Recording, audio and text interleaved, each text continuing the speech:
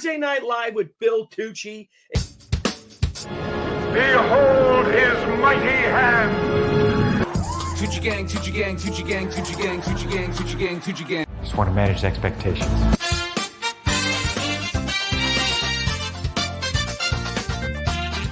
Weird. This is the worst.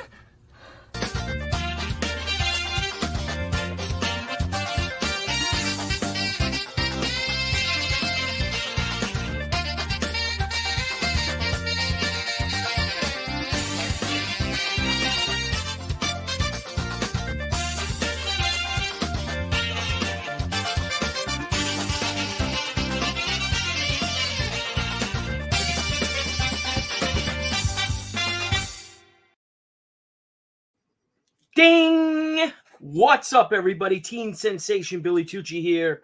And I don't have the bell because the bell's on its way back from San Diego. What's going on, everyone? Welcome to Thursday Night Live with your pal, Teen Sensation Bill Tucci.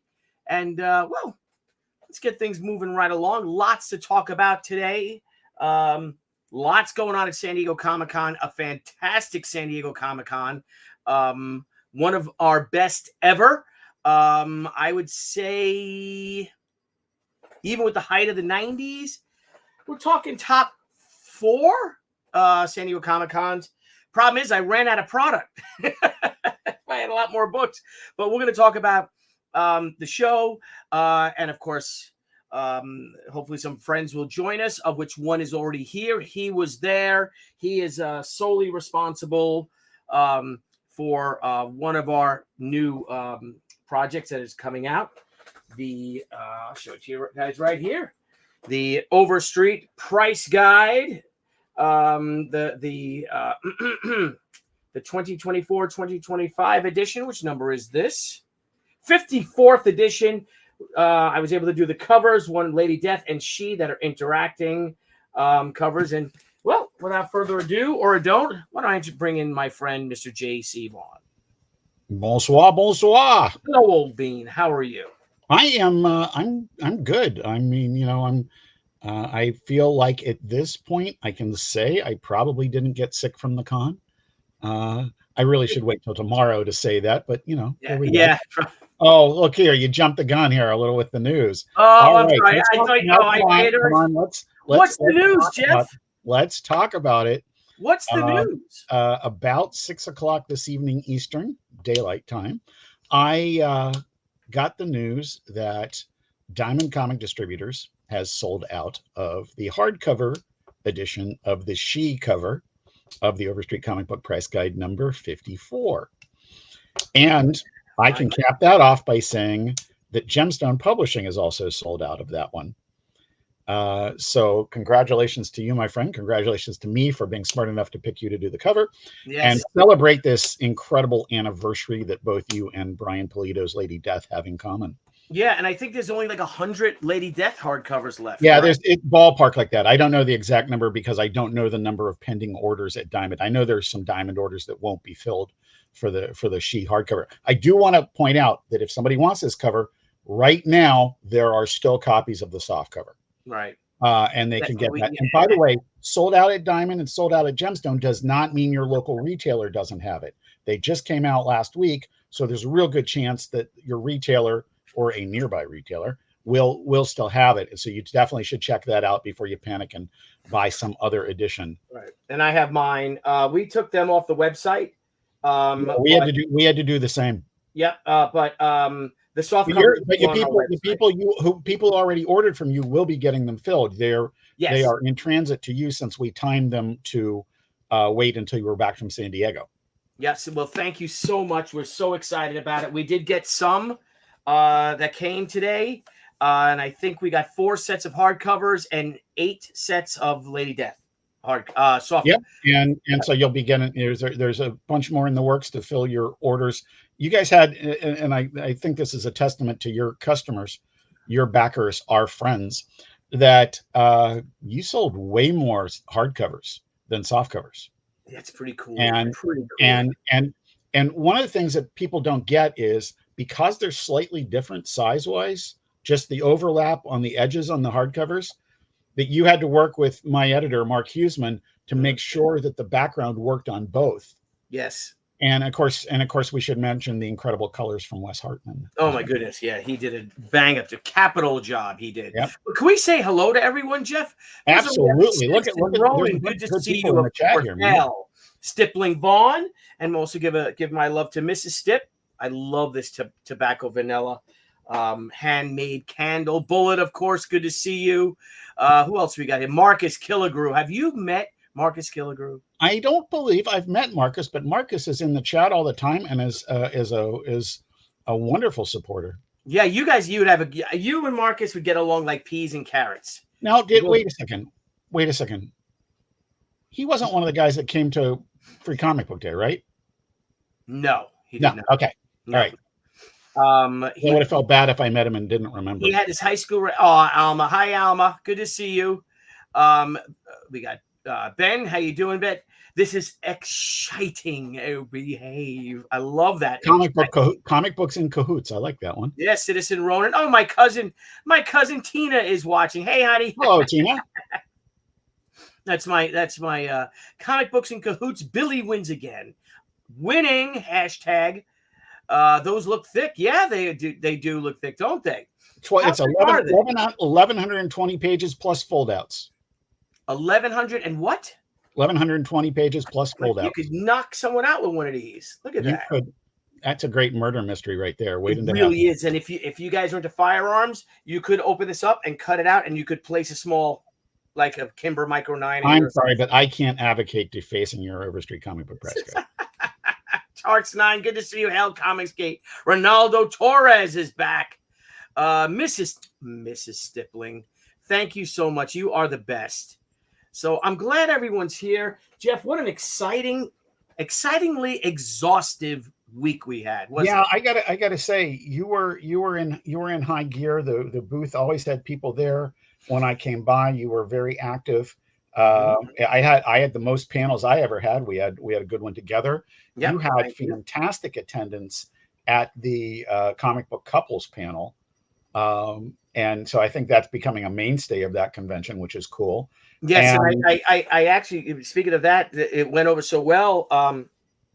I was talking to Adam over at Baltimore Comic Con, the program director, Adam Phillips, if you know Adam, and he thought it was a great idea for us to bring the comic book couples to Baltimore this year. Yeah, and so it'll be me and Debbie, Jimmy and Amanda, Robin and Terry Moore, and I had brought up the idea to Walter and Wheezy Simonson. They thought it was a blast. They thought it was a great idea. So hope we get Walter and Wheezy on, and I think that'd be a lot of fun. Yeah, one of the things, because every year I do the licensed comics panel, and I like having a combination of mainstays and exciting guest stars. And getting Walter and Wheezy into that mix is really phenomenal because they're going to have a different perspective than you guys, having been at it longer. 100%. 100%. So that's real. To me, that's real exciting. Yeah, Paul Taylor. Good to see you, my friend Paul.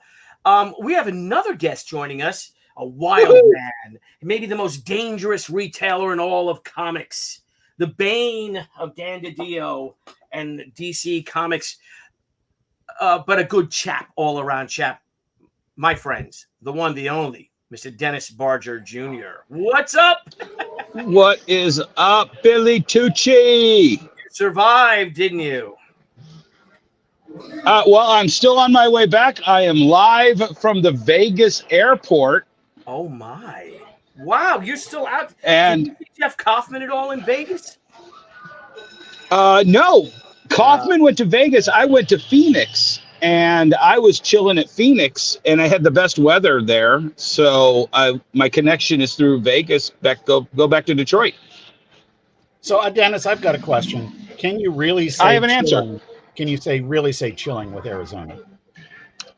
You believe it or not, it was the 3 nicest days Arizona's had in probably 2 years, and I got all 3 of them. Very nice. Wow. You know what? Truthfully, I don't. I grew up in Texas a lot of my life, and I really don't mind when it's super hot in the day and cool at night. That's fine. Yeah, well, I'll tell you how didn't cool it was. spend, Normally in Phoenix, yeah. normally in Phoenix, when you go into the pool and you come out of Phoenix, and then you dry completely in 5 minutes. Is this a shit show? The Wi-Fi here?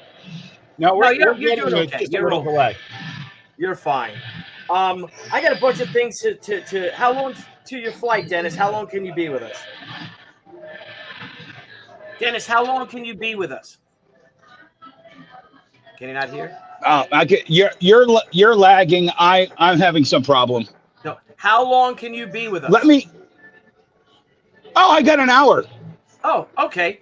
So, just for everyone to know, for the past 20 years, on Saturday evening, our friend and Dennis Barger's new friend. Let me rephrase that. JC's and my old friend and Dennis Barger's new friend, Stephen Perros, hosts a men's night. We go to a Greek restaurant where we end up smoking cigars and drinking whiskey and scotch and ouzo and wine, and no girls allowed, except for one year Anna, that Star Wars girl, was like, "What are you doing? I'm right around the corner." So like, "God, come on and join us," because who doesn't want Anna to join them for a drink? She wasn't there at dinner, but she was there for a drink. And just lots of ballyhoo, right? Lots of tomfoolery. We shut that place down. Jeff. Lots of cock and bull. Cock and bull. Jeff escaped as he normally does. He bolts out of there a little bit earlier. I bolt when the cigars come out, because who really wants to see me writhing around the ground in agony? That's true. But Dennis, what did you think of the Greek dinner? Well, first of all, the Greek food, it was very, very high level. I have a high bar for Greek food because my son's best friend is from what's the Cyprus? Yeah.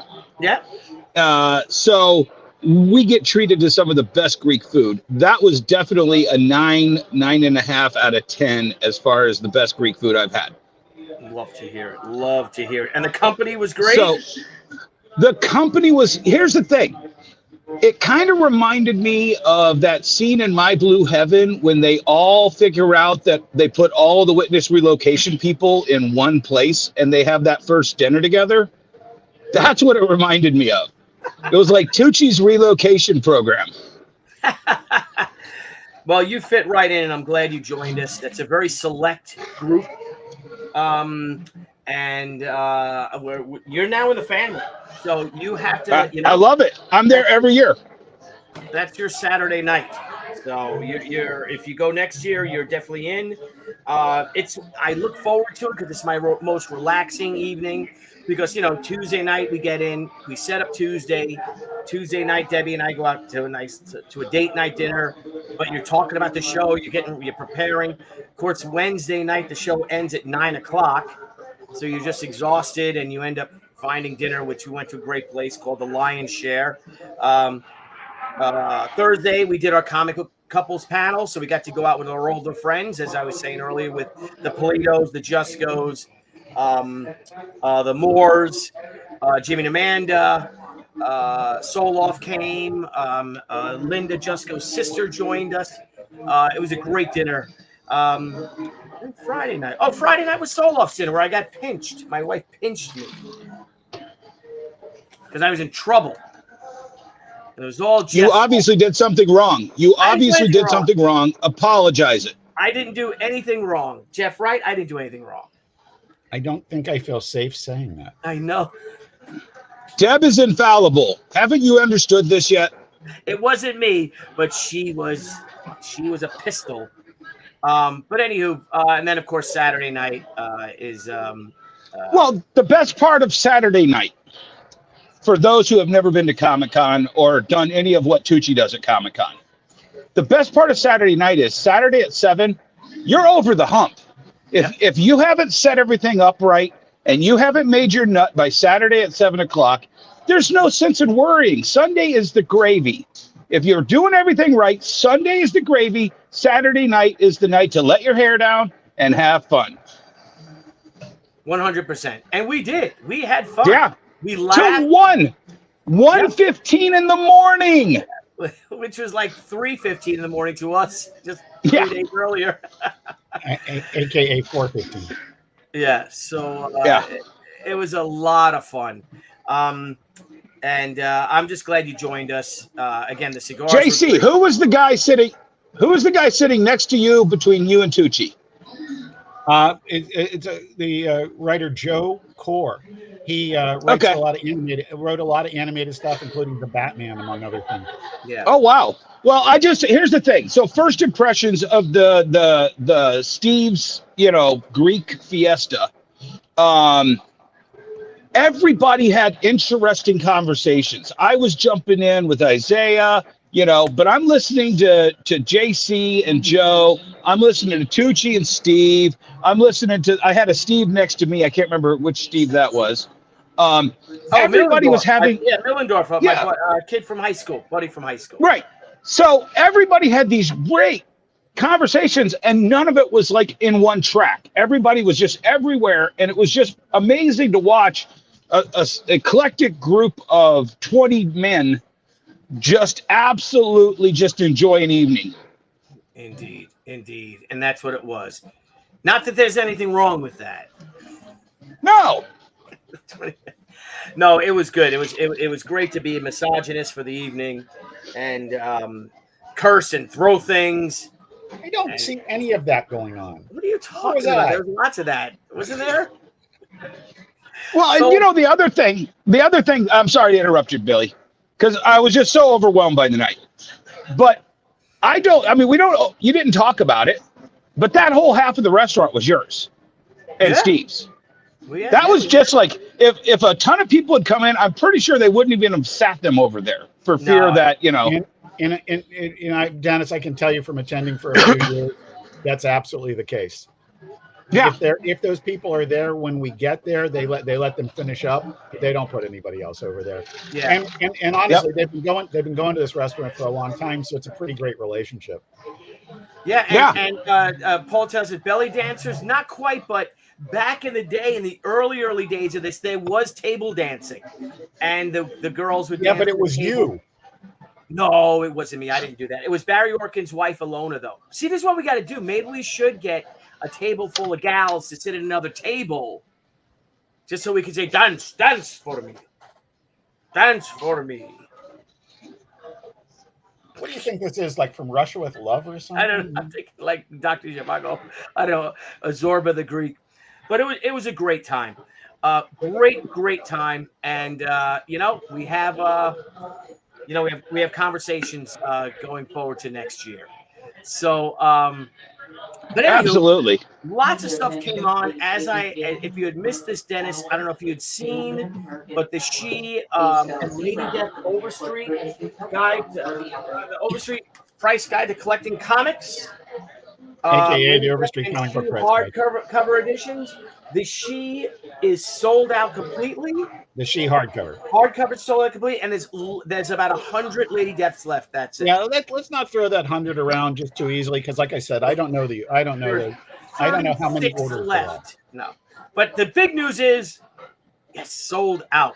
So we took it off our website, but we do have other things on our website, including some cool stuff. If I may now pitch a little bit, I had the honor this year, and I talked to Mike Chimmel from Diamond Comic Distributors today that he said I was a great addition to it. They were very happy with me contributing to this year's Diamond Comics IDW exclusive for the Teenage Mutant Ninja Turtles #1 40th anniversary edition. This is a book that's written by Jason Aaron and illustrated by Joelle Jones, who was amazing. And I picked those up at the Diamond. Yes. So we're doing the signature editions, though. So if I can share on my website, because there was a big expression of what happened last week, is that we put up let's Billy Tucci store. There we go. Let's move this over here. Let's go back. I got so many screens. All right, so here is our San Diego Comic-Con exclusives. Let's go down to the Turtles first, though. That we'd put these Turtle books up. If you go here to the regular edition of the signature edition, there's only 7 left in stock. These are $25 signed. But if you go to the remarked edition, my sister-in-law, who's our web mistress, must have mistook it for being a piece of original art because it was remarked, that she only put one up last week and it sold. But now we just sold one.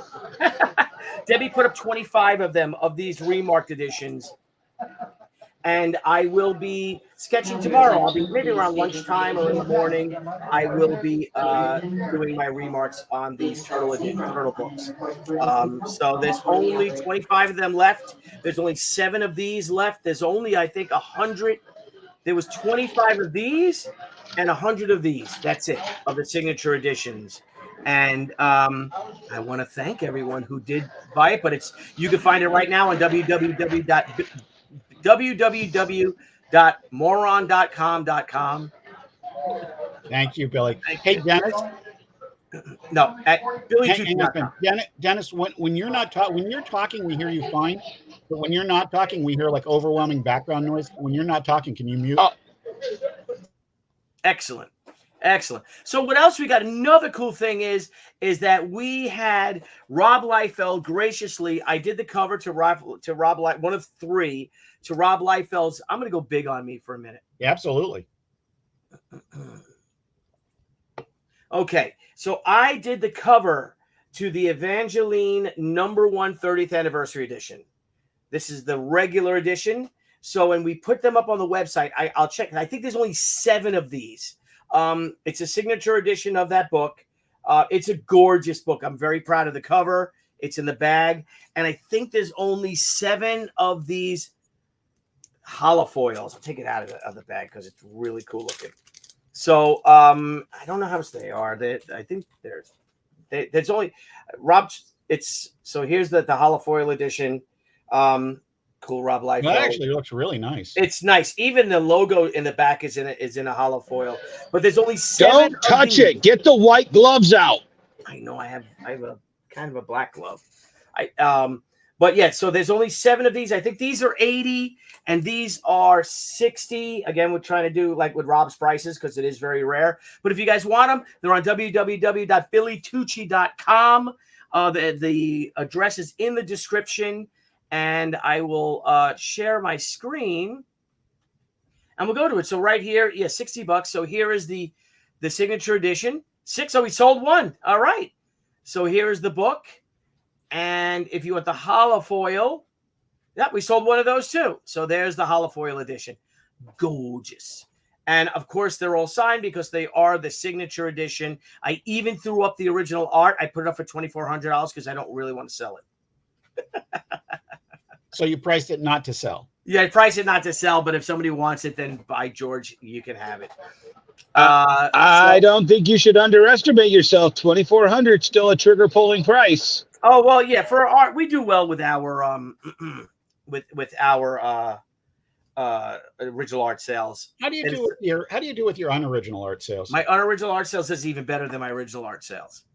So thank you all. And then if you guys look over here, if I can scroll down. We've got these bitchin', yes, I did say bitchin', Barger. These bitchin' She 30th anniversary silver bars. So what this is, a bar of silver. Oh, we saw 4 of them we sold. It's I'm going to go big again on Bill Tucci. And one of you guys, if you want it, whoever wants it, can get the San Diego Comic-Con edition. I think they're $99, but it's 0.999 ounces of pure silver.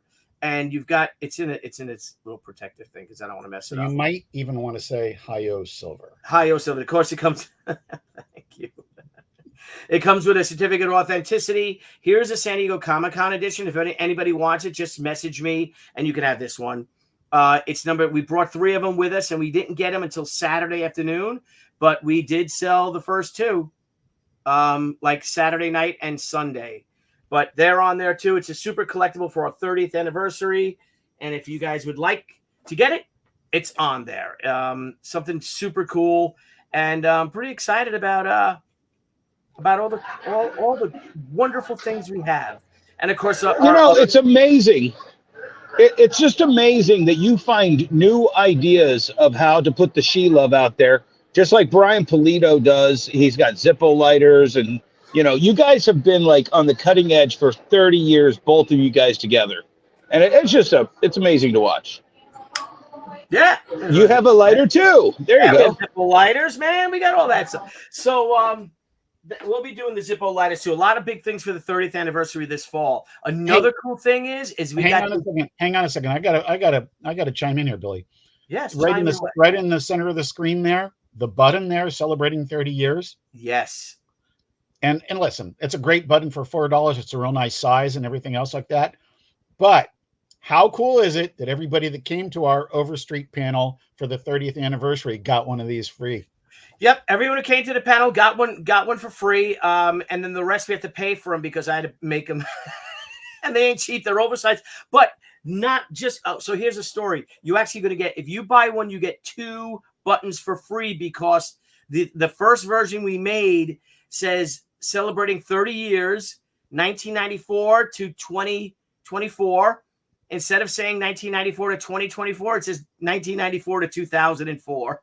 So it's a misstrike. So we had to rush to get them to remake them on Monday and have them FedEx Express the next day, so they would be at our hotel on Wednesday. So basically, that's like this. I think yesterday or sometime this week was like 43 years of MTV celebrating 14 years of music. Yeah, exactly. So. Anywho, so guys, thank you for all the support. What a wonderful Comic-Con we had. And I'm just glad it's over. Well, how many? Listen, I know at least 2 panels. Did you have any more than that? Yes, we had the comic book couples. Mm-hmm. We had the Overstreet panel celebrating 30 years of Lady Death and She. And then we had crowdfund.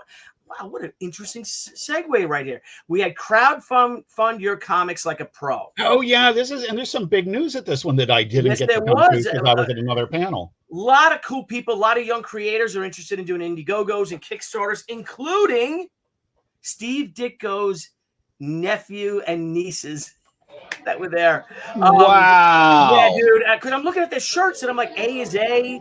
And I'm like, I like that shirt.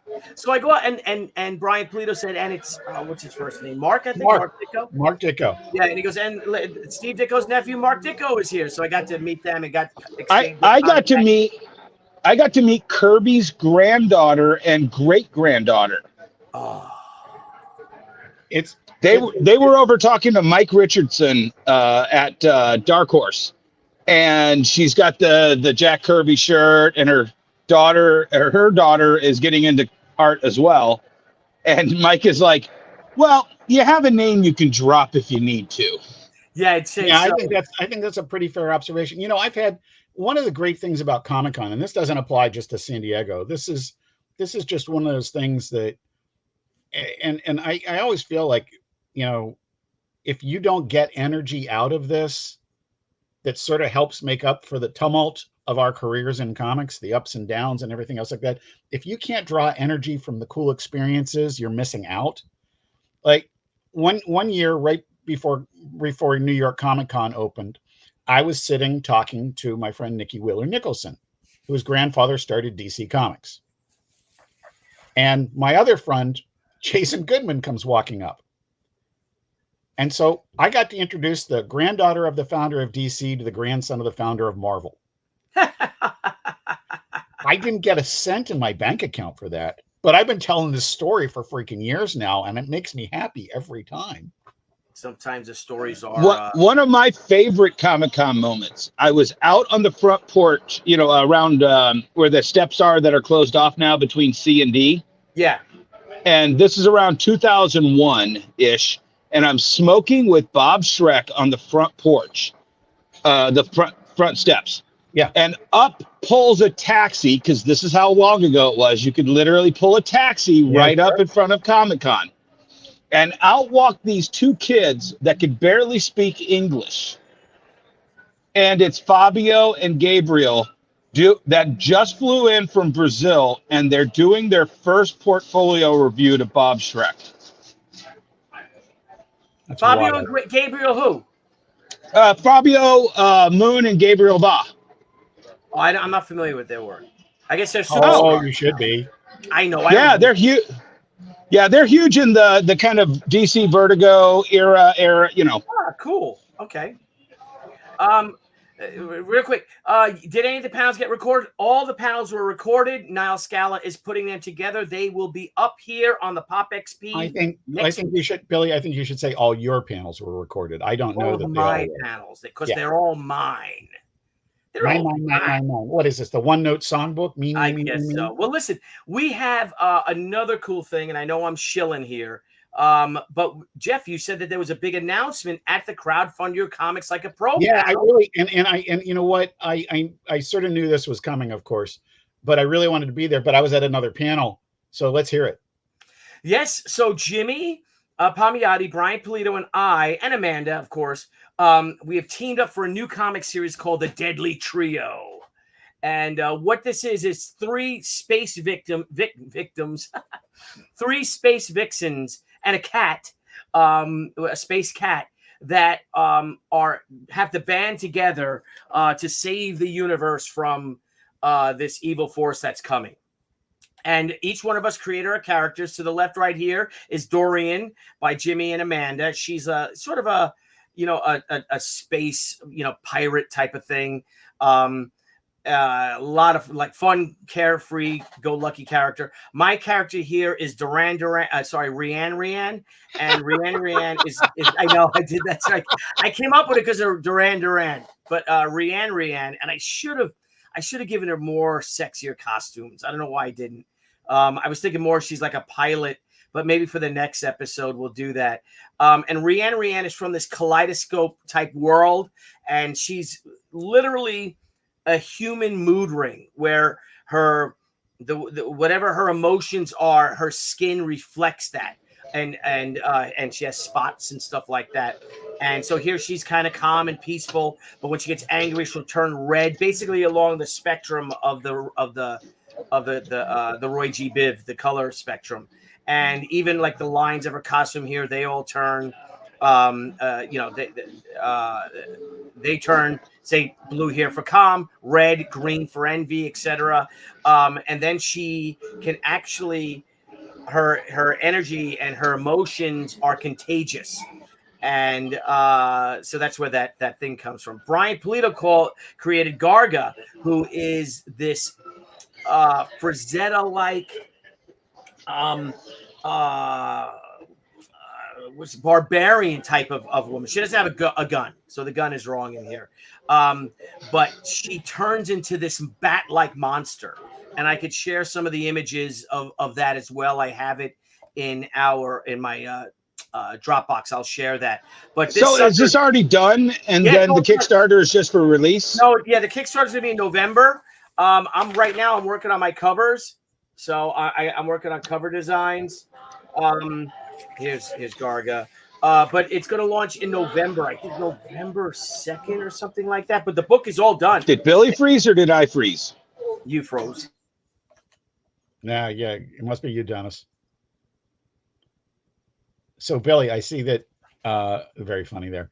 Thank you. I see that you got Marshall on board for that. Yes, of course. Jeff, you're the original Frozen Ball guy. Do it. That's true. And Dennis, when we were doing the pre-pilot episode of Pop XP of crowdfunding comics, my connection froze up, and so for quite a while I was known as Frozen Bald Guy. Yeah, yes, you are. Well, you named yourself that. I did not name myself that, but I am naming a character in She Gatecrasher that. Oh, excellent. Roy G. Biv. Haven't heard that in years, right? But we've got some awesome artists joining us on this book. We have for covers, we have Diego Bernard, we have Ben Caldwell doing a cover, Amanda, of course, me, Joel Gomez, Chad Harden, Dan Lawless, Joseph Michael Lisner, and a bunch of others. It's going to be it's just sick. Just think of me, Jimmy, and Brian doing something crazy.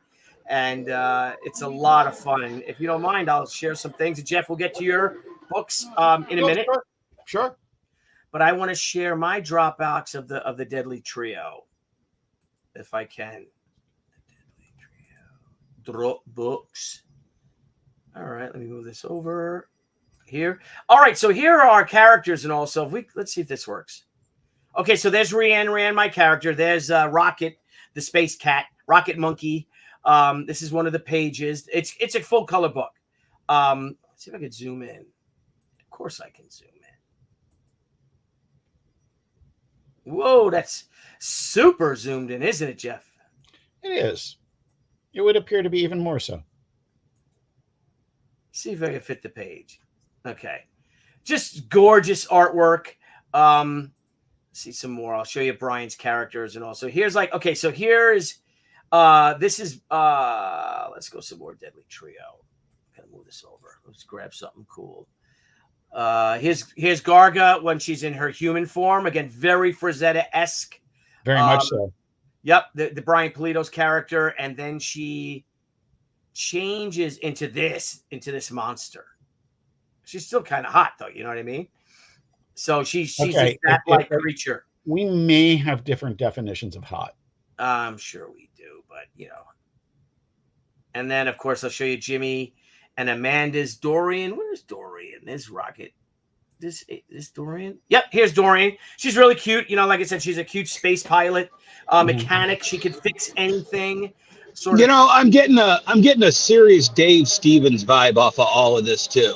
Yep. Dude, 100%, 100%. Here's my Rianne Remember character that I did. That great bit he and Bruce Jones did in Alien Worlds, Dennis. So yeah, I know exactly what you're talking about. Sure. Yeah, absolutely. I love it because I mean it just fits with everything that's hot right now too. Yeah. Here's Rianne. I wonder if I should. You know that helmet's man. That's sort of got that anime look to it. Yeah, it does. Well, it's got a Battle of the Planets. Sorry, Dennis. That's what I was trying to come up with. Yep, 100%. So she has her little CO2 or O2 package here. You know, again, it's a rough, guys. And then she slips him here so she could breathe. And it's just we're gonna really get into it. She's the the Deadly Trio, Rianne, aka Red, because that's what Dorian calls her. She's the sole survivor of the planet Athanas. And Athanas, I think, is the man who created the kaleidoscope, and she's a starfighter, a sergeant pilot. So and it's just cool, man. There's so much great stuff in this book. I don't want to give away too much because I want everyone to read the book. You know, when we promote it. Seriousness, I think what's exciting about this to me is that because you've moved back into the direct market. You're not just doing crowdfunding, right? And Brian has done so as well, and I think that's to me really important because I don't know why anybody would ignore any channel for business. I don't, you know. But what's exciting about this is you guys are three of the preeminent crowdfunders, and who I know for a fact love comics. You know, there's nothing cynical about it. No. Well, Billy, can you go back to that 3-shot, the color? Sure, yeah, thanks. Who did the color on it?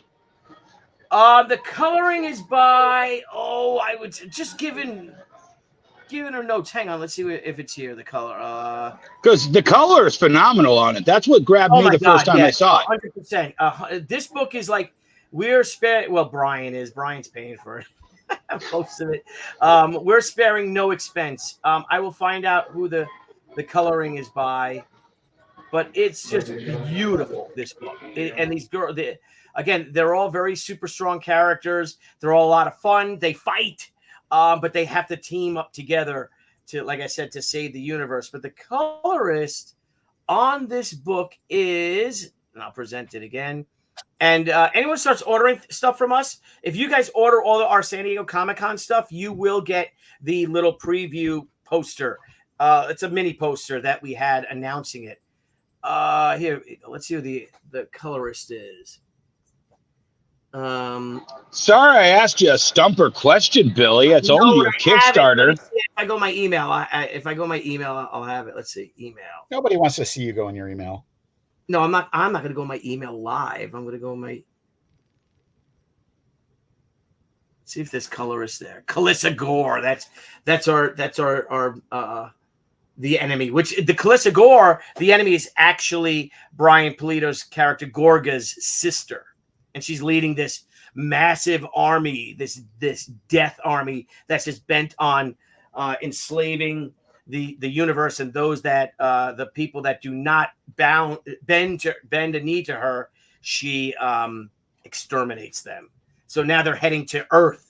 That's the thing, and the Deadly Trio have to join together. It's going to be a very affordable comic because it's only 32-page comic, and we think we're gonna have a lot of fun with it. And we hope you guys. Is this the first of a series or just in a one shot? No, it's the first of the series. Excellent. First of the series. So that's that. So, guys, if you guys could please support us, go to BillyTucci.com. Lots of cool stuff. We got the gold bars, right? We've got the Avengelyne covers, both the holofoil. I think there's, like I said, there's only 20 of these made of the holofoil, and there's like 100 of these made, I think, of the regular edition. Don't forget the turtles. Yes, and the turtles here too. I have the last 25 of these turtles because they blew out, and there's only 1,000 of these books made. I don't know how many of these, but there's 1,000 of these made. And I have 25 left to do the remarks, and only 7 color books. I know Diamond was very low on those as of Saturday, so I don't. Yeah. Did they full sell out on Sunday? I think so because he wouldn't sell me anymore. Yeah, I need them. I need them for home. I wanted to sell more. Everyone's asking me for them. What about the previous exclusive She #1s? Yes, those did great. There's only 500 of each of those. I think those all blew out too. And they're back. I got one. You didn't get one? I said glad I got one. Oh, okay. I bought it at Diamond. Oh my! You didn't have any. My character's missing the boob window. Well, yeah, and another thing your customers and fans should know. This was the first time Diamond did this sell directly to the customer thing. I didn't get a single discount off of all the San Diego Comic-Con books. So I paid full retail as much as every other fan that walked up to the Diamond booth did. Oh my. I will say for the just being their sister company, I didn't get an employee discount. I just paid up. What is going on with that? What is up with that? Well, this? listen, as far as this goes, I think that it was a really neat experiment. I have no idea what's going on with it. I'm glad I can't answer questions. But oh yeah. No, I'll tell you, they made a lot of money. I saw there was always somebody at their booth ordering. There was always somebody picking up an order. I know they had everybody down to Nance Romer running around pulling orders. It was like a early 1990s version of the Warehouse. Crazy. Well, did you guys hear that Scott Campbell, God bless him, he sold out of his 3,200 books, I believe, on Friday morning. No, Billy. Thursday at noon. Oh my gosh, Thursday at noon. So that's 32 books at a minimum of $50 each, or the signature editions were $70 each, and most people were getting them signed apparently. Yep. Holy shit. And he, 3 hours of previews night, 3 hours in the morning. Everything was sold by noon at Thursday. Oh man, good for him. And he's one of the good guys. Then he was doing remarks on them, on the books, and the demand got so big he was selling them for like $3,000 for the remark books. I look at this and I think people have a lot more money than I do. Yes, indeed. Well, speaking of a lot, I'm very glad for any creator that does well. I mean, that's exciting to me. Yeah. Well, Jeff, let's speaking about exciting for you and exciting for all of us. Tell us a little bit about Captain Action versus Al Capone Vampire. Yeah, that's page 5 from the teaser that ran in Al Capone #0. There's a 5-page teaser. Start with the black and white #1 there. Does this involve my good friend Ed Cato? It does. Look at the look at the #1, Billy. They're actually numbered at the beginning of the file name. All right. It looks great. The Frame brothers, Brendan and Brandon Frame, of course. Right, #1, the first page there, Jeff. Yeah. So what I tried to do in the opening was my directions to the frames. And the great thing about the frames is they can pretty much draw anything I think of. And we've been working together on so many different projects for, well over a decade and a half, on a wide variety of them. I really wanted to capture the feeling of the pre-credit sequence in Casino Royale, which is mostly black and white. And we have a couple of color accents there. The Ford GT, I thought it looked really cool in blue. A little bit of gold around the doors there. And our colors by Hi-Fi Designs, Brian Miller. Yes. And lettered by our mutual letterer, Mindy Lopkin. And because Captain Action is involved in this, I really wanted to have some Easter eggs for hardcore Captain Action fans, of which there are many. They're not a loud group, but they are definitely out there. So I went with the name of the building is the Credit Building. And only like really serious fans are going to know this. But if you look in the early Valiant books, you'll see the credit for Paul Credit. And that is Jim Shooter. Really? When they were starting out, he did not want people to know that Valiant didn't have any money. So he was drawing the books. And of course, Bob Layden could come in and ink them and they'd look glorious, right? And Jim's layout sense is superb. And he has a whole history of always, when he was a freelance writer, before he was editor, he would always do layouts with his scripts. The first time this totally benefited him was in Captain Action #1 from DC Comics.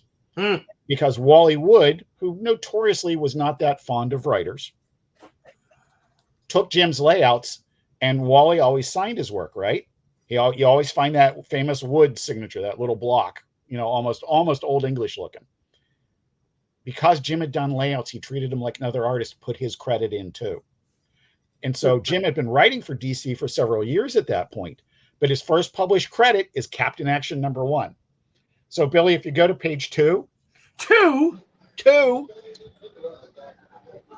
that is a piece of history I had actually not heard of, because I'd always heard his first credit was a Teen Titans or a Legion, wasn't it? No. His first he did Supergirl stories, and those are his first published stories, Supergirl and Superman. But in terms of credit, getting a credit in the books, it's Captain Action #1. Now, if you catch the on the wall of the law firm here, the name of the law firm is Shooter, Wood, and King. See it right there. And that's just one of my other little Easter eggs in there. And my Easter eggs are always designed not to disturb people who don't know, but to reward the people who do. And to me, Wally Wood drew the first issue, then he and Gil Kane worked on the second one, and then after the second one, Jim was out and Kane started writing as well. So it only ran 5 issues. Our mutual friend Ed Cato, along with Joe Ahern and Captain Action Enterprises and Michael Polis, were able to work a deal with IDW when IDW was licensing a lot of stuff from DC. They were able to collaborate and produce a hardcover of the original Captain Action stuff from DC, which was 2 licenses. So that was pretty good. And so what we do here, and let's go, you've got this high-powered, smarmy lawyer trying to impress a woman, secret law firm that behind the scenes, the law firm has been working the shady side of the law since the original days of Al Capone. All right, so let's go to the next one, Billy, page 3. All right, give me a second. And so he's hitting on this girl who we really haven't seen to this point. They go into the office, and number 3 there. Oh, hello. And hello, she's nice. Yep. And start getting the Mission Impossible feel right there. It's her character's name is Lady Action. She's a protege of Captain Action's. And it's just, she's there for her purposes. And it's a setup for pretty much the whole story. Is this a color book, Jeff? It is a color book. Now, if you go to, you can just sort of stop on page 4 for just a minute, then we'll go to page 5. Do you want me to go to page 5 or no? You go to page 4, and then we'll, just for a minute. Page 4. Yeah, there you go. And you start seeing the color coming in on the effects. and then page 5. They're doing a really good job with her, aren't they? They sure are. They sure are. So And they're so talented. Yep. So let's hit page 5 and oh wait, I can do it up here. Here we go. Boom. And that boom, we get into some color, and this is sort of like a movie poster montage kind of title page kind of thing. And it's Captain Action versus Al Capone Vampire, which is Captain Action Enterprise's character and my character Al Capone Vampire teaming up for a 48-page one-shot that has all sorts of, like I said, all sorts of other Easter eggs for Captain Action fans. And the deal that we've made has really been sort of fun. They of course approve everything where Captain Action or any of those characters are featured, and it's going in there. And they're going to be able to use our art on their packaging or anything else that they would like to do. They're going to treat the guys right, and they're going to get copies of everything and credits on anything. But the difference for a lot of crossovers, this one's, they can do what they want to do, but this one's in my continuity, and that's part of the deal here. Is I don't, once the thing is finished and approved, I don't have to get a permission to reprint it in my collections of the Adventures of Al Capone Vampire. Oh, excellent! How did this marriage of brilliance come to pass, my friend? That's a fun question. I was on the Captain Action panel. I've been friends with these guys for years. Michael Urie's great book about Captain Action, really, their love of this childhood action figure of theirs was infectious. I was a G.I. Joe kid. But the thing that was so cool was they invited me on the panel because I could sort of, as a historian, analyze what was done and what they were trying to do and what Michael Urie had done in this amazing Captain Action book he wrote, which I think is the guidebook for how to do a character-centric book. And so over last year at San Diego, just sort of like I talked to you and Brian about the price guide cover, I looked at them going, hey, can I team up with Al Capone Vampire and Captain Action? And I talked to Ed for a couple of minutes ahead of San Diego. I think I was sitting in a drive-through at Wendy's when the idea came to me. And he says, what's that old movie line? It's just crazy enough it might work. Yeah. Okay. Oh, this is cool piece. Brennan and Brian just did this as a pinup, but I said, can we do this as a trading card as one of the incentives with the crowdfunding? I said, but if we do that, we've got to do the Al Capone cast too. So Billy, that ought to be card number 2 is the image there. Love it. Let's see. Oh, cool. And they're just on fire, man. When does it now? When does this launch? This is going to be, I think, the 3rd week of August. Fantastic. I think it's going to be Tuesday the 20th. See, that's one of 2 things that I have to say before I have to take off, guys. And I apologize, I have to pull the plug on it, but I got to catch my connecting flight. I love Ed Cato and all of that group for keeping this alive for as long as they have, because it's a passion for them, just like all those crazy Barbie collectors just held on and kept pumping it in until they got their movie. Ed and that whole crew have been pumping this alive for all this time, and it's absolutely their doing. Yeah. You're Dennis, you're right. And the second thing I want to say is this is why you go to events like San Diego Comic-Con, so that somebody like you, JC, and somebody like Ed can be sitting on a panel together to put the seeds in place so that the trees burst forth at the Wendy's drive-through and you get to produce a product. Yeah, Dennis, I really think that's true, because like I said, I'm a G.I. Joe kid. I was not a Captain Action kid. Their enthusiasm was infectious. And, we staged some exhibits of that. And of course, I'm friends with the people at Hakes Auctions. And I knew that as collectibles, the mint in the box vintage stuff really, really was up there. And one of the things is because of how the original licenses worked, where they had Spider-Man and Captain America and Batman and Aquaman kind of costumes, and Lone Ranger and Steve Canyon even. One of the things is that's never been able to carry over in any of the comic book incarnations since then. What I really wanted to do was take something concerning masks and disguises and bring that into sort of an espionage James Bond, Paul Galassi sort of feel. And that's what we do very quickly in this book is we bring masks into it. It's just not superheroes. Well, and that's actually, it's funny you mentioned that because, I'll segue here for a second. One of my mentors is Marty Abrams, the founder of Mego Toys. Sure. And that's how he sold getting the license to do both Marvel and DC, which was you did Captain Action, but that was all about Captain Action being your character. I want to put the focus on your character being your character. Yeah. And they were like, absolutely, sure, boom. That's it. That's absolutely it. So anyhow, Billy, this image, Brendan and Brian, colored by Brian Miller. And I mean, I don't know if I could come up with a more clunky ass logo as putting those two together. Yeah. But look at that. Look what Don Guzzo did with that. She just kicked ass. Yeah, and she did. That moon was a little bitty moon right where the Well-Defined Productions logo is. And Don manipulated the finished art and came up with, and we jacked around with it to where I was happy where the moon was, right over moon rising over Dr. Evil. Yes. And by the way, Dennis, you got to go. I've got to go. JC, it was a pleasure having dinner across from you and cigars afterwards. Billy, thank you for inviting me to the dinner and to the show. I love you guys all.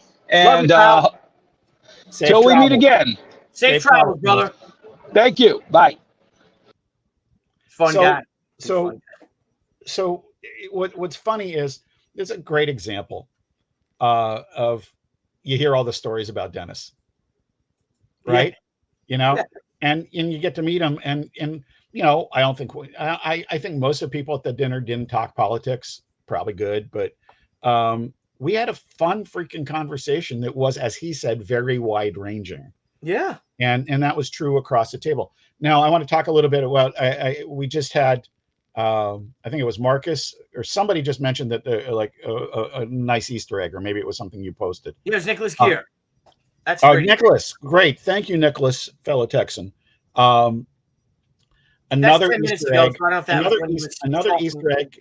Another Easter egg that the hardcore Captain Action fans get right away is that gun that he's carrying was in the costume package for the Captain America costume back in the 1960s. It's a little detail that John Snyder III brought out in his cover, which we only have the black and white of. We'll show that in a minute. But when I showed that to the frames, they go, "Oh yeah, we got to put that in there." Boom. That's fantastic. And look at it. It's just great, man. It looks. Don't you just want to pick up a real one and start blasting people? Oh gosh, yeah. Well, they also, you saw the Rocketeer Captain Action figure. Yeah, absolutely. So that's something that's really interesting. Yeah, let's be Onyx is what the company's called, LBO.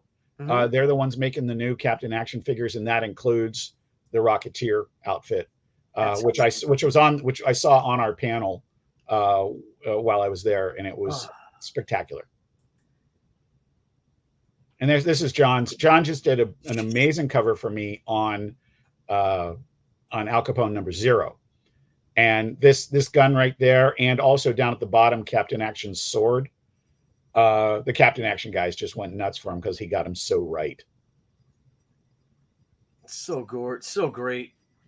And what's really cool about this is we get to introduce a brand new Captain Action bad guy in this one. Yeah, and also his new costume. Right, and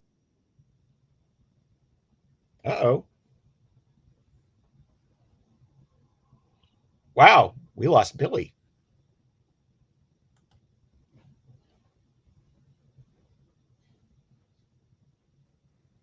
Sorry, I wanted to switch over here. That was really funny, man. I know. You're the only person left on your show. Yeah, let's see. Where is the page? Let me share again. Sorry, share screen. Is that the guy with the brain? Like he's like a vampire brain. That's like His brain's exposed. That Dr. Evil. Dr. Evil. That was Captain Action's enemy from way back. And so we've got a number of firsts in this for serious Captain Action fans. I just love John's work on this. Beautiful. Oh, look at that. You and me. That was one of the great surprises of San Diego. Now, where was this? Over at the Hilton Bayfront. Wow, look at you. That was basically when I was working on the Jusco presentation for his panel, and it was the next morning, of course, because that's just how things go. Joe had sent me, I kid you not, for a 50-minute panel, Joe sent me 150 images. Oh, geez. And so I'm about halfway done, and I know I'm going to end up staying up late, so I just have to get away from the screen. I texted Ming, and I just said, like, hey, what are you doing? And she had just gotten up from a nap, and Mike might have been at dinner with you guys, but he couldn't go to dinner. He couldn't go over, so I just walked over and saw her. We hung out and talked about Comic-Con and stuff like that. Because unlike a lot of people who do the whole, playing up that their geek credentials when they don't really have any, she did and does. So that was fun. That's great. She's a doll. Yeah. So, well done. Well done. And for anybody that doesn't know, we've been friends since high school, so it's not. Yes, I forgot. I apologize for that. Have you seen this, old bean? With some crazy news going on, and we'll go about another 20 minutes or so. But there was this sex. Yeah. Actually, a mutual friend of ours texted me the news from Apple News. Right. So it's it's a shame. It's a shame that crap like that goes on. But you're glad to hear when any of them get busted. Heck yeah, man! So they set this sting operation up at Comic-Con. I wonder if they were bringing them over the border. I guess maybe because it's so close. You don't know what the story is. Though they have let out precious few details. All the reports that I've read about this seem to be quoting from the same sources and really have no new information. Yeah, it's a bunch of sick individuals. Yes, mofos, I believe is the correct term. Mofos, yes. And then I'm gonna stop the screen because there was something else you had which kind of shut down the outside of the con. It was a pro-Palestinian. Yeah, I was really happy with how that was handled. I actually talked to one of the officers when I was on the way back over to the convention hall, and he said, "Look, long as they stay nonviolent, free speech." Yeah, well, but the flip side to that was their police presence, just standing there with their arms crossed, not doing anything. The police presence was overwhelming, and it was good. And they apparently have not had the problems that Los Angeles and other places have had. No, and my wife Debbie was, because Matthew was supposed to had to bring us something, and he couldn't get through because they shut down the Marriott entrance. Yeah. To it, and even Rick filmed it, and they were banging their drums and all this stuff. But look at this garbage. Israel kills children. Your taxes pay for it. I mean, these. Give me a fucking break, fucking losers. Stop the genocide. Of course, they're all banging on their drums. And there's one guy, the one Jesus guy that's out there, the preacher, and he's out there. He didn't calling them all heathens and they go to hell. He was very calm and just kept talking. He just I walked by going both directions because I had forgotten something at the convention hall. And he didn't lose a beat, and I was very impressed. But the thing about this is, and this is something to say, I'm all about civil discourse and standing up for what you believe in, and that includes stuff that I disagree with. I respect people. It is your right to be stupid. I respect people to commit to their causes. I think this is an incredibly stupid cause. Yeah. And I think that at the root of it is a lack of information. There's a guy on Instagram doing a Gaza quiz, and he is just very cordially interviewing participants, asking them history questions for prizes. And like I said, it's very friendly. It's not antagonistic, but it is like, hey, do you know what you're even protesting for? Because what a lot of these people, and let's be fair here, a lot of these people are very well intentioned. They don't understand that what they're doing is getting involved with people who are incredibly anti-Semitic. Yeah, and just plain Right. evil. Yeah, But because there are people there who know exactly what they're doing. And Yeah. as we thought, listen, man, I think we can, without saying anything negative, I think we can say Columbia is left of center, the university. Okay. But what we saw was a lot of outside agitators coming in, people who Yes. professionally do this kind of stuff like that. And I think that it's so unfortunate that they're taking shelter and that anti-Semites are being given shelter. I think, listen, I want them to talk because I believe the great antiseptic is shining the light on them. Sure. You know, don't make them not talk. I absolutely disagree. I think get people to hear what they're saying and then go out and give it the context. And what's really unfortunate about this is a number of people who, like I said, I listen, I'm not here to pick on people's intentions. The most people, they want peace and things like that. And God bless, you know, I mean, people don't have to agree with me. I don't have to agree with them. I'm comfortable with that. I know that in this day and age, we're not comfortable with each other having different stuff. I don't care. No. I don't care. I'm old enough. I don't care. Right. But you know, I see Paul Taylor here saying, I believe in water cannons. And it's a funny comment, right? But I believe in it for a different reason. It's just hygiene. Some of these people just really, really smell bad. You know, just horrible. But the whole thing is there, is that most of this really, really comes,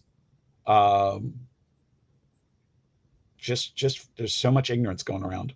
That's what it is. That's really what it is. And, a long time ago, my friend Jane, matter of fact, when I was leaving Texas, my going away present from her was a keychain that says, "Don't you wish that ignorance was painful?"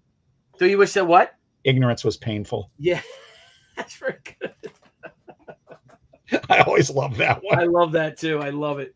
And you know what? My long-term answer to that one is it is just for other people. Yeah, exactly. Sorry, and I didn't mean to go off on a rant there. You know. No, well, look at me, dude. I'm the king of that. So, you know. Anywho, so, well, guys, I want to thank you for joining us. I wanted to go an hour. Jeff, thank you, Old Bean, for joining us. If I can share, we had a fantastic Comic-Con. So I didn't even know what to say. I'm just so ecstatic. Listen, we're in an era. Let's forget about the politics for a minute. We're in an era with a lot of economic turmoil. And the fact that you guys had a great Comic-Con and I had a super productive one. I wasn't set up selling or anything else like that, but I had my highest level of panel participation. I was on 7 different panels. I moderated 3 of them. 7? Yeah. And they were all punctuated by meetings. And I was on panels with some really interesting people. Our pal Steve Peros ran one of them, and he was on ours for Lady Death and She. Mm-hmm. And I was on the Captain Action panel where I got to talk about Captain Action versus Al Capone, but also talk about the history of the character. And I moderated Joe Jusko's panel. This was super exciting for me. When Joe asked me to do that, I was really touched. I've thoroughly enjoyed working for him.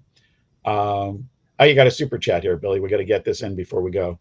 Yes, of course. I'll hit that right now. So that's Nicholas here. Well, how was the Malibu panel while we're bringing that up? Well, Nicholas, I didn't get to the Malibu panel. I moderated the one that they had for the 25th anniversary, but I had Malibu's creative director and publisher, Tom Mason and Dave Olbrich, respectively, on my licensed comics panel, which they are regular members of that cast. And we also have a lunch every year. And this year's we had Chris Alm, Malibu's editor, and our special guest star this year was Ross Ritchie, who just sold Boom Studios. A great, and he's such a nice guy. He actually gave me his phone number to call him. Okay. No, it's really funny is I was sending him a price guide, and he left off one digit of his zip code, but I had the street address and part of the zip code, right? So I Googled it, right? And in the background in the photo, he's putting something in his garage. It's his really? Very good. Paul Taylor, good show. Glad you had fun at San Diego Comic-Con. We did, and thank you for that $10 Canadian super chat. Truly appreciate it. But just to go off, guys, we have again, we just loaded these bad boys up, 6 in stock. Oh, we sold one more because there was only there was 7 before. Of the She 30th anniversary exclusive signature edition of the regular book. Not She, Avengelyne. Avengelyne.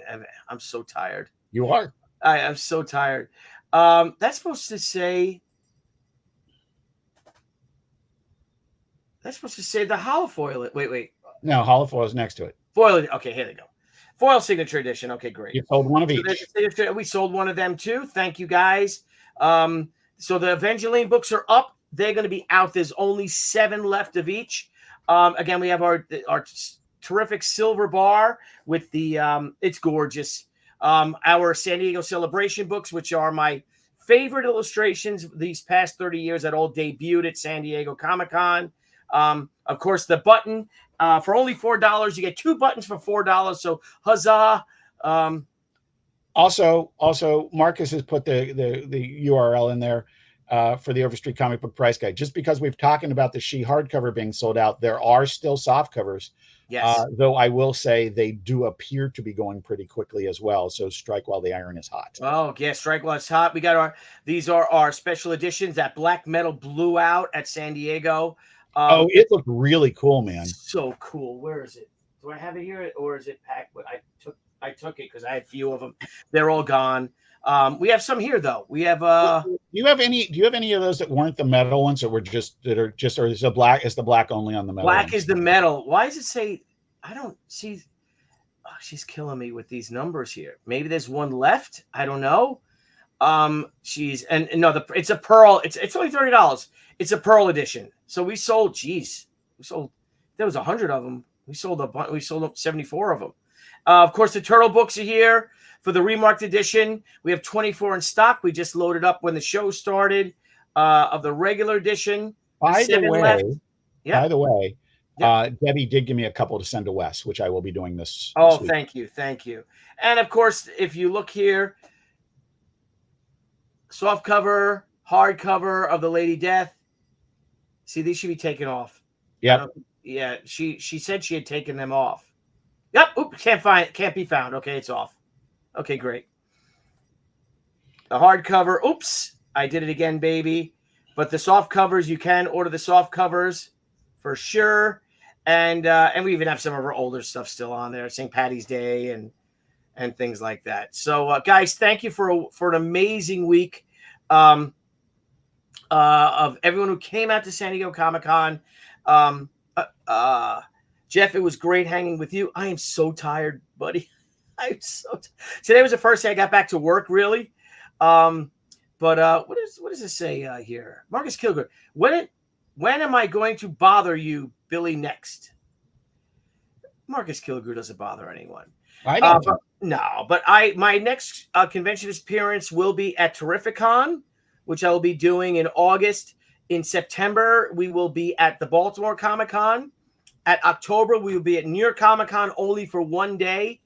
In November, we'll be at Jeff. You should do this. Do you know what? Do you know what day you're doing New York? Thursday, because Friday starts Parents Weekend at Penn State. So we're going to do Thursday, drive, and then drive to Penn State. Oh, okay. See, I totally got that wrong. I thought you were going to State Penn to visit Jerry Tucci. No, Jerry Tucci will probably be there though. All right. And then there's a great little convention the 23rd of November called the Big Apple Comic-Con in Manhattan. A lot of fun. It kicks off the Christmas season. It's the Saturday. It's a one-day show. It's the Saturday before Thanksgiving. And great guest list. Duranko's going to be there. Usually get a huge guest list. It's at the New Yorker Hotel in Manhattan. Carpets, Old Bean. All around. I will say this Saturday I will be at the East Islip Public Library for a mini Comic-Con. That's great. And Gary Cohn's not going to be there, is he? No. Okay. No. Right. This is a friend of mine from high school in Pittsburgh is the children's librarian there. Isn't that something? Yeah. Isn't that something? Well, text me where it is because I'm meeting John Tancredi and Chris Kwan, who are bringing my stuff back from San Diego. Well, very nice. And maybe I'll be like, hey, let's meet over there at East Islip, get something to eat, and hop over to the con. There was a Friendly's right down the street. I can't say whether it's there anymore. Probably not. Probably not. Guys, everyone, thank you so much for joining us. Jeff, any last remarks? No, just like I said, just on the if you're thinking about getting the She Over Street, probably act now.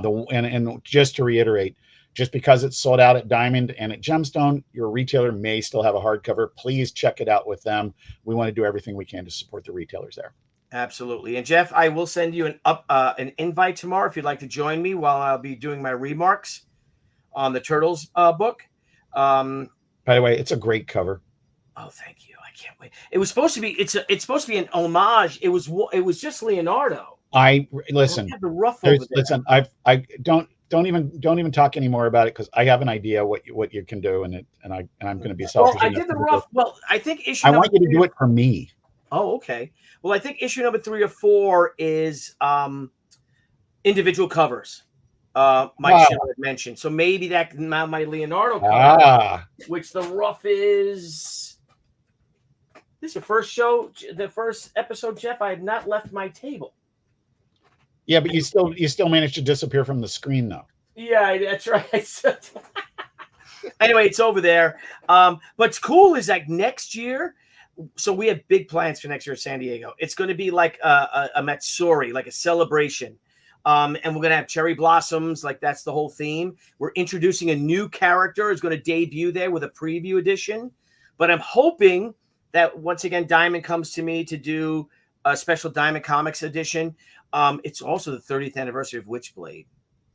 So I'm going to call Matt Hawkins over at Top Cow, see what his plans are. And I'd love to buy a couple hundred issues of that with my cover and have a San Diego Comic-Con exclusive for that. So I say a lot of ums, more so than more so than usual, but more so than usual. That's okay. You're fatigued. All right. Yes, I am. Everyone have a great day. Old Bean, I'll talk to you tomorrow. And everyone, thank you for supporting us. Join me tomorrow. I don't know, maybe noon, Eastern Daylight Time. Aha! And I'll be sketching and talking up the books and the silver and gold, silver bars. And pretty much everything is in from Comic-Con for the most part, except for the silver bars. I signed all the Turtle books today. They're going to be shipping out Sunday. Well, we'll pack them up on Sunday. And that's that. So everybody, out a whole new door. Yep. Yes. Thank you. Thank you. Bye, everybody. Hey everyone, thank you for joining us on Pop XP. If you haven't already, make sure to click that subscribe button and also click the bell for notifications when we go live and we upload some awesome new content. Also, don't forget to head on over to Twitter and follow us at the Pop XP and over on Instagram at the Pop XP. Thanks again everyone, and we'll see you soon.